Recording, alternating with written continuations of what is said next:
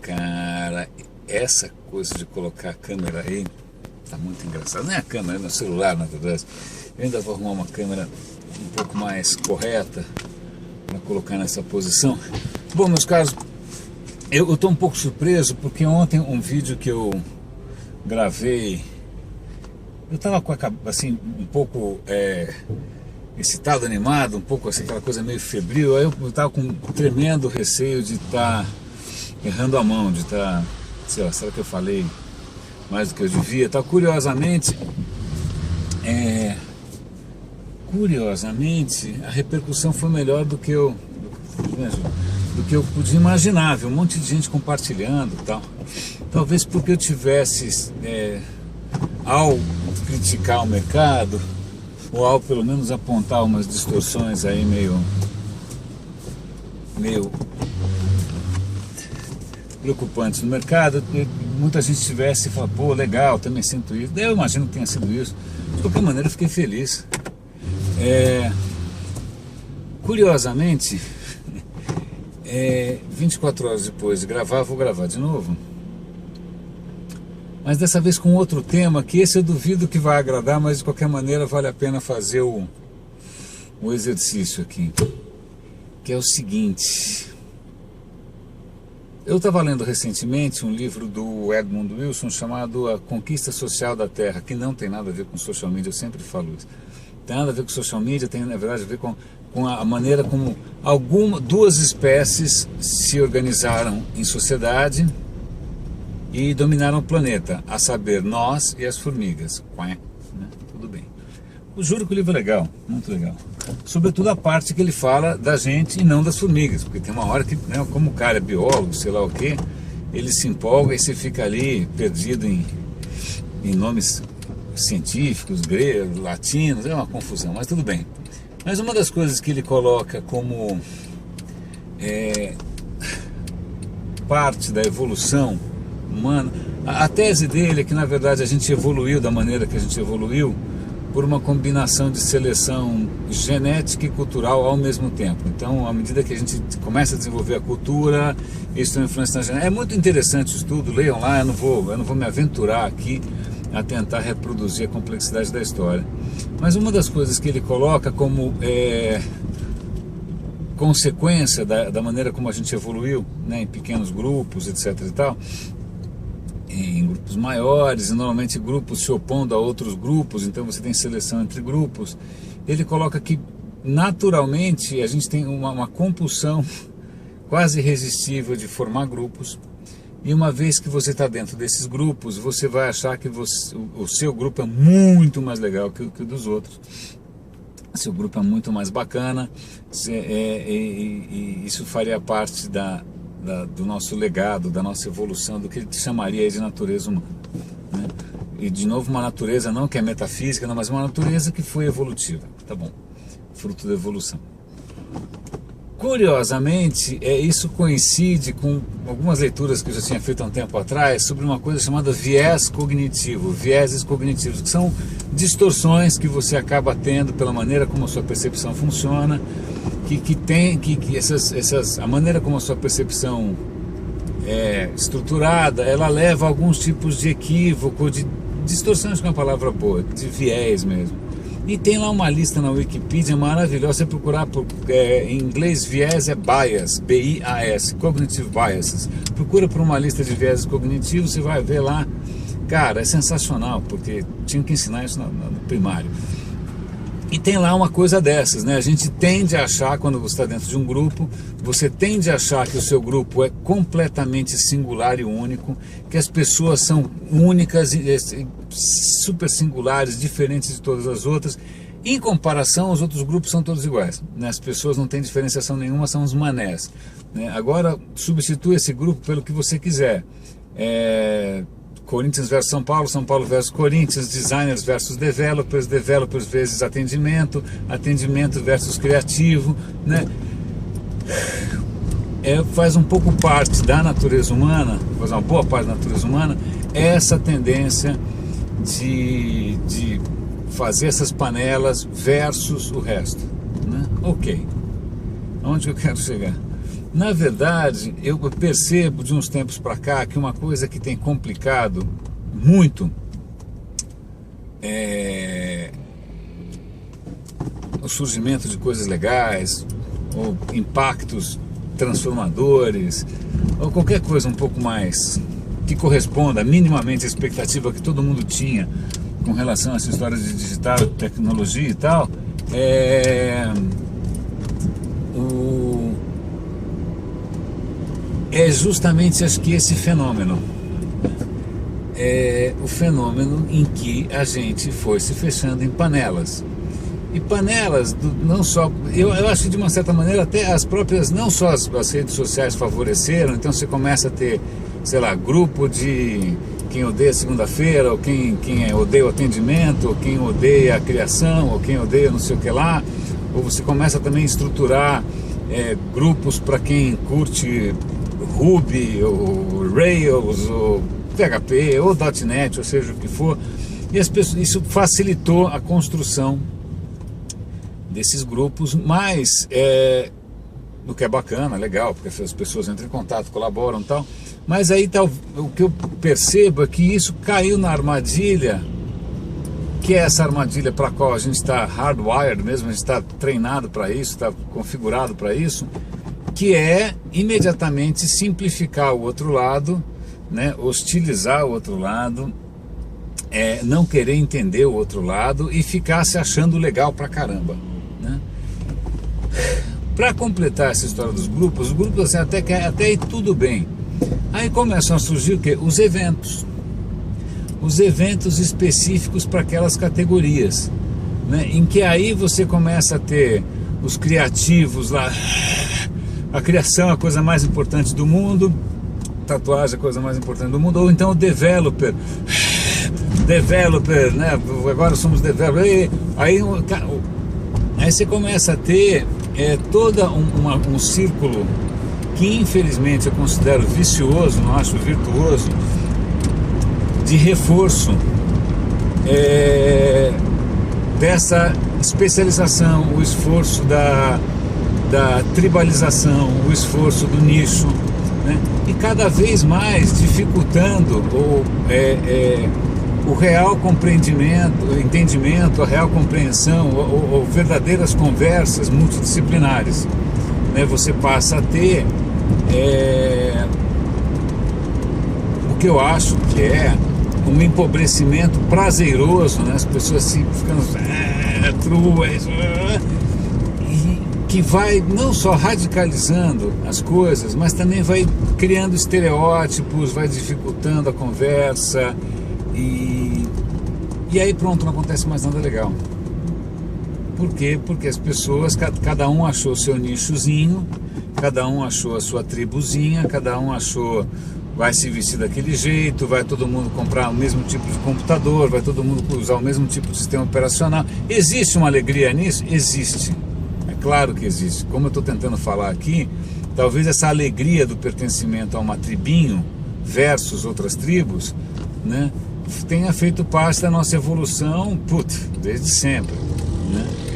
Mas, até falando em termos de evolução, uma coisa que o ser humano acabou inventando em vários lugares do mundo, em várias épocas muito próximas inclusive, foi a cidade, né?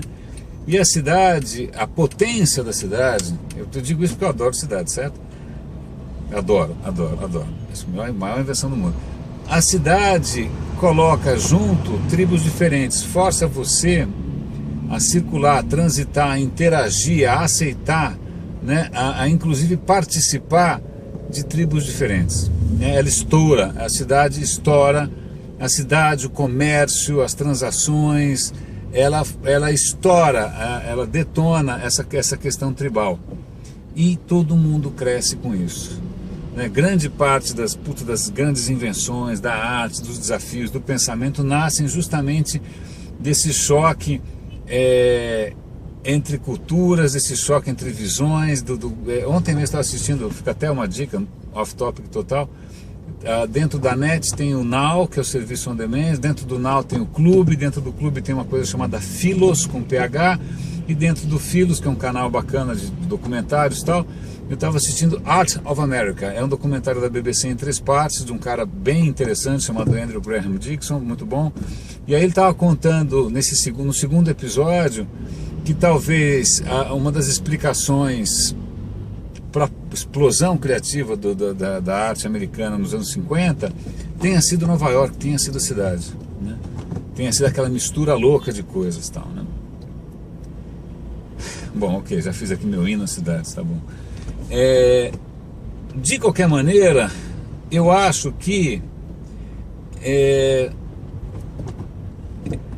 a facilitação, inclusive a exploração, quando alguns eventos exploram isso, né?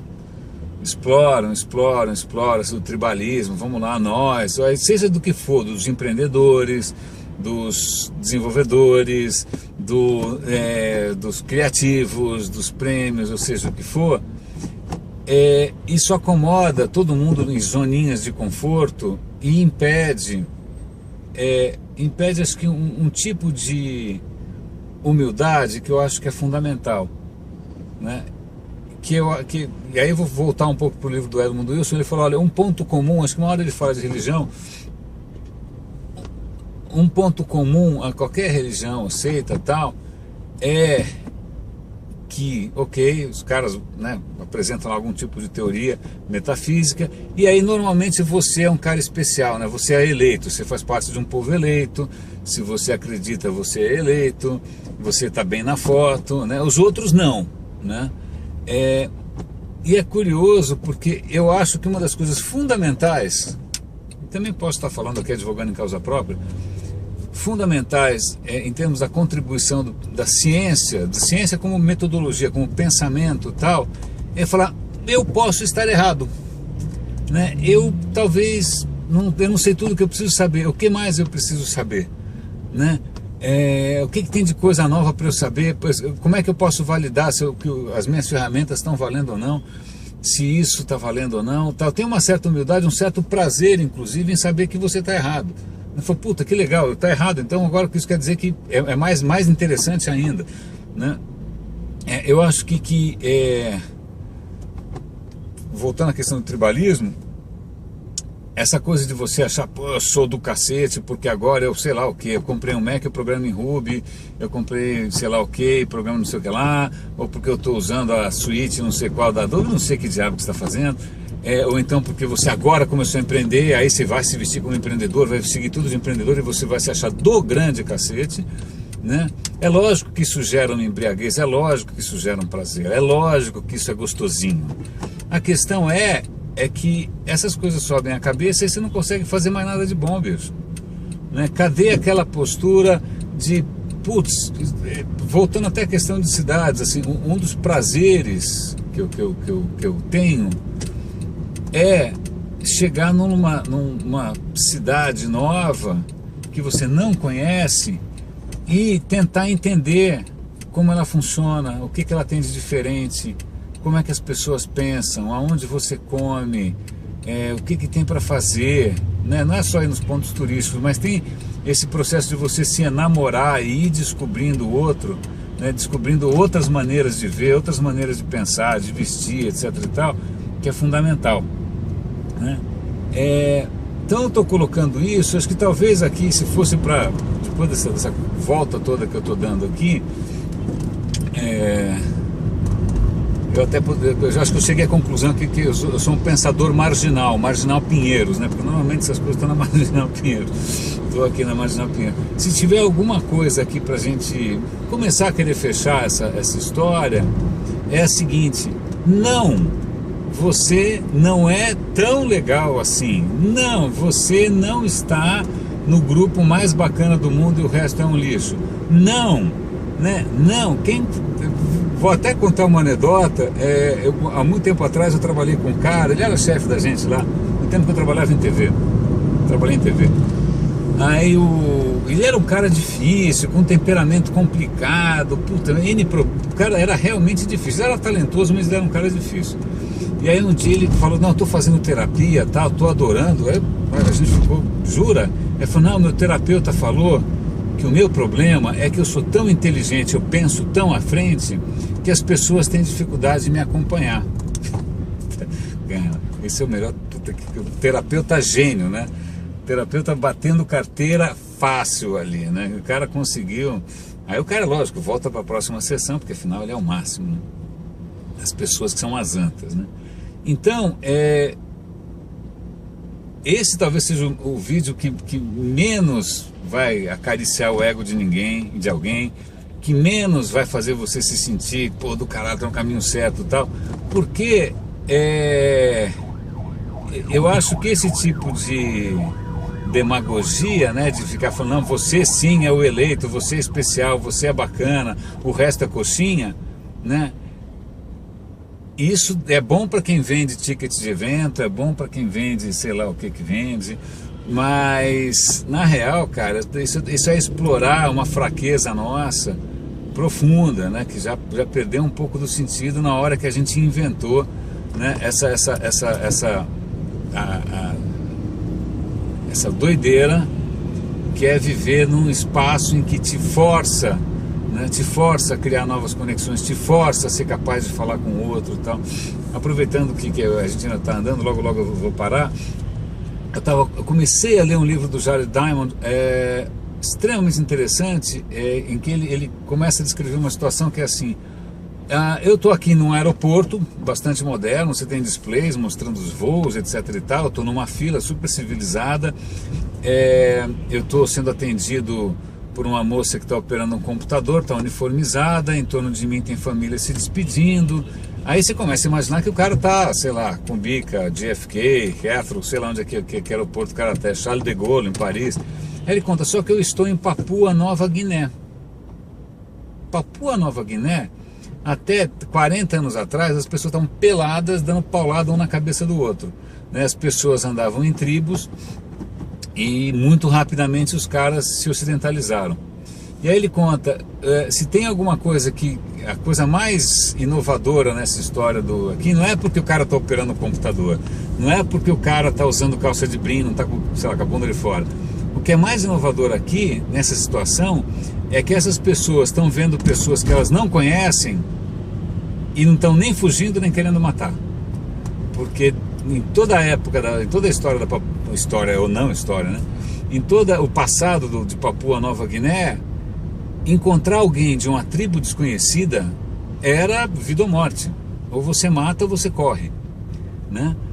E agora os caras estavam assim, inclusive sabendo interagir, usando outras línguas, usando uma etiqueta básica, sabendo interagir com gente diferente. Eu acho que isso está se perdendo.